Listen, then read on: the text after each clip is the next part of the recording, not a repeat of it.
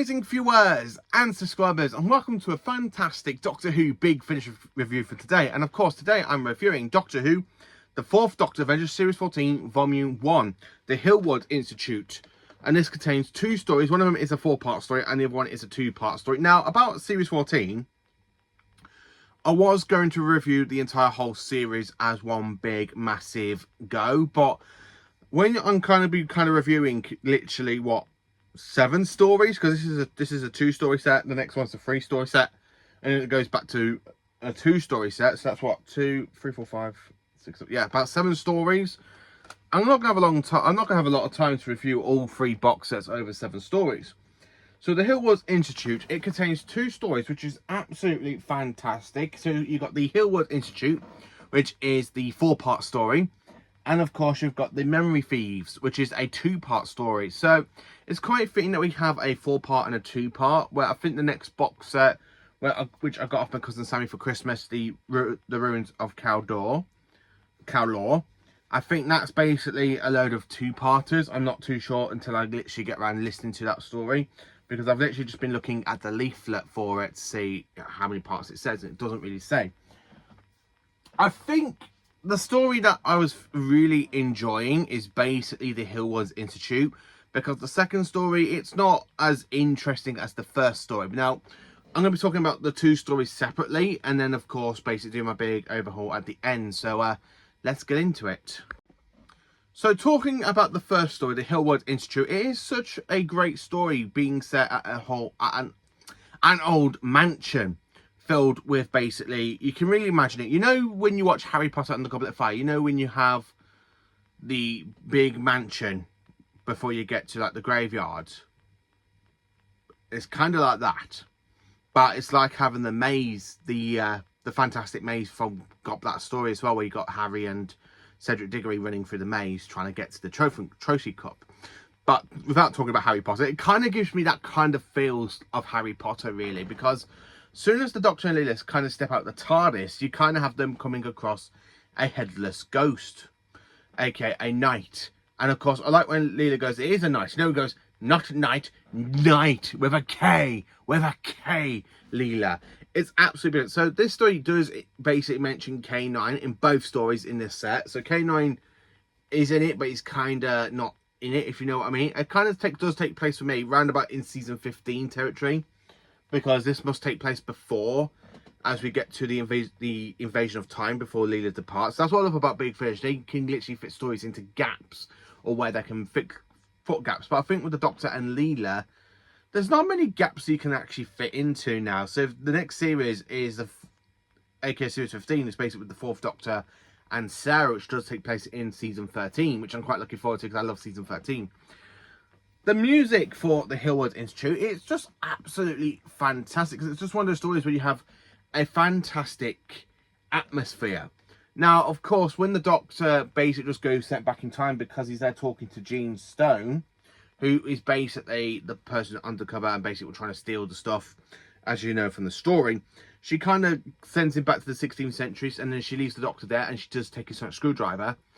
So I like how the Doctor has to make his own sonic screwdriver in the 16th century, and he had to walk 3 days to Oxford to make it, with basically a recall disc for the TARDIS to go back and get him, because in this story they kind of separate. So when Leela just tries to get all the other humans into the TARDIS dematerializes, and she's like, that's strange, why is the TARDIS just left? It's because the Doctor basically reveals a bit later on, oh yeah, I had to make a recall device for me to get the TARDIS back, and I had to make a new sonic screwdriver, because I can't make a recall device without a sonic screwdriver. I absolutely love how Tom Baker really plays the 4th Doctor in this series so far, because it feels like he's never stepped away from the 4th Doctor. It feels like he's never stepped away from after 1981. It really does. That's what I love about the 4th Doctor Adventure. It's literally Tom Baker being the Doctor still. And that's what I love about it. Now, some of the characters, I don't really care for. When some of them do get that up comments, I'm cheering for it. Especially when 2 of them get sent back to the 16th century and they're thinking they're dying. And that's it. That's the end of it, which is absolutely it. And that's the end of part 3. Well, part 4, I should say. I absolutely love how they get the up comments, and of course the Doctor, Leela, and basically the current Earl of the mansion are the only three survivors, where basically everybody you get used to in the story, they all kind of fade away by the end of the story and they kind of die. This story kind of does give me the Stone of Blood vibes, because the villain, aka Jean Stone, she kind of reminds me so much of Midian Faye. Now you're probably going, but season 16, that's the key to time says. Yes, I mean the actual whole plot of the story, it kind of gives me like vibes to basically the Stones of Blood, but in a different way. It kind of feels, this really does fit into the Graham Williams era so well, because the music is just fantastic. The music is just absolutely brilliant. It makes you feel like you could be watching this, and it really does kind of fit into that Graham Williams season, aka season 15, because it really does feel like it. The music is done so brilliant. I can really imagine it. It's literally fantastic. It really gives you like season 15 vibes. I would like to say it basically would like to be in between season 14 and 15, but the reason I'm saying it's in between season 15 is because of K9, because K9 made his introduction in the second story of that season, and K9 is in this season, but in the next couple of box sets, K9 is more of a part of the story, so that's why I said K9 isn't it, so I can't class it as basically just after the Talents of Wing Triangle, just after season 1 of the 4th Doctor Adventures, because of the Doctor and Leela and K9 travelling together. I really enjoyed it. It's really great. The atmosphere is just pure brilliant. The atmosphere really makes you feel like, oh, this story is coming to life. It really does. I mean, I absolutely love it. I honestly have to say, this is literally one of the best stories I think I've listened to for the 4th Doctor Adventure so far. Not my favourite 4th Doctor Adventure, because that still goes, well, that still goes to my number 1, don't it? But I still enjoy it. I mean, I was currently, before I started listening to this one, I was literally finishing Solo, because I was on the last story. Then instead of me going straight into the 9, I was literally interested to dive into series 14, because I am going to be pre-ordering the next series at the end of this month, which will be out in March, which is the first box set of series 15 of the 4th Doctor Adventures with the Doctor and Sarah. So I am quite looking forward to that one. So, talking about the second story, the Memory Thieves. Now, this is a 2-part story that I don't connect with. I don't think it's special. So coming from the Hellwood Institute, which I absolutely loved, going to this 2-part story, it's like it's okay. It's just nothing. It's not trying to be something like it's not.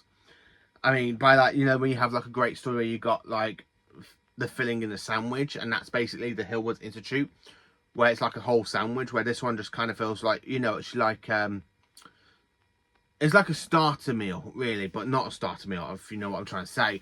But yeah, I quite enjoyed it. Some of the cast is brilliant. I do like Commander Wolfine, because there's something in it where it kind of gives me vibes to Unit, but it's not a Unit story, but I have to say it is brilliant.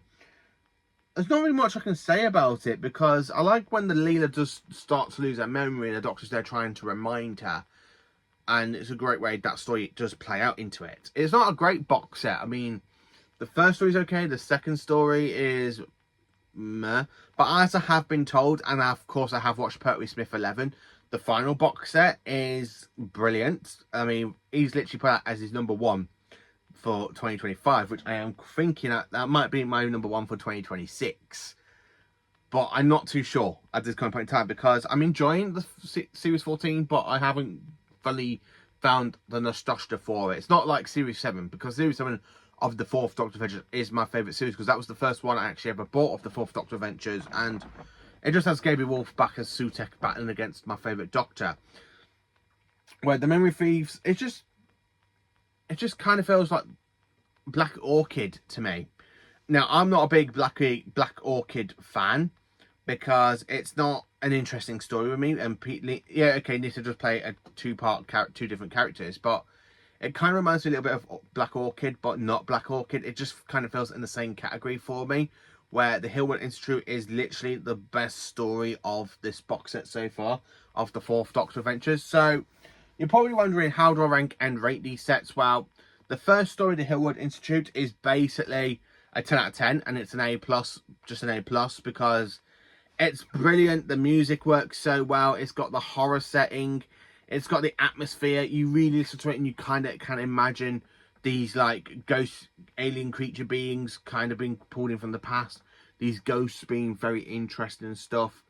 Where the next one, Memory Thieves, it just doesn't really work for me. And I'm sorry to say that. I know some people will probably say, oh, but I quite enjoyed the Memory Thieves. And I'm there going, yeah, it's not the best. The only good characters about it is the Doctor and Leela. And that's all I can say about the story. I mean, Tom Baker and Louise Jefferson are just perfect in that story. Where kind of the other characters just kind of feel like, no. Yeah. So yeah, I'm going to have to give the Memory Thieves basically a 5 out of 10.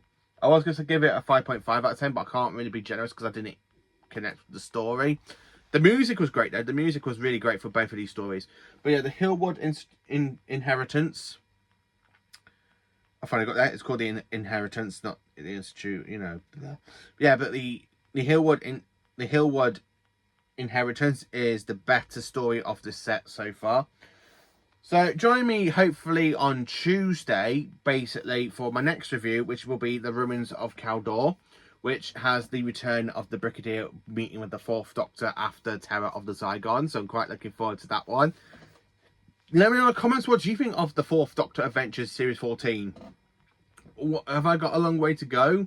I have to listen to I think they're all 3 two-part stories. I mean, it is a 3-disc set, so I think there might be just 2-part stories. So you got, what, 6 episodes here, but they're all 2-parters, so they're all kind of different. So I might enjoy this box set a lot better than this one, I might say. I might enjoy it more. But I'm hoping to love it because, look, you got the Brigadier and K9, so I'm quite looking forward to that one. But yeah, the Hellwood Institute, so far, one good story for Series 14, where the Memory Thieves, no. So yeah, I'm sorry to say that, but I hope you enjoyed this video. Please do like, subscribe, and share, and join for more awesome Doctor Who content, and stay absolutely magnificent.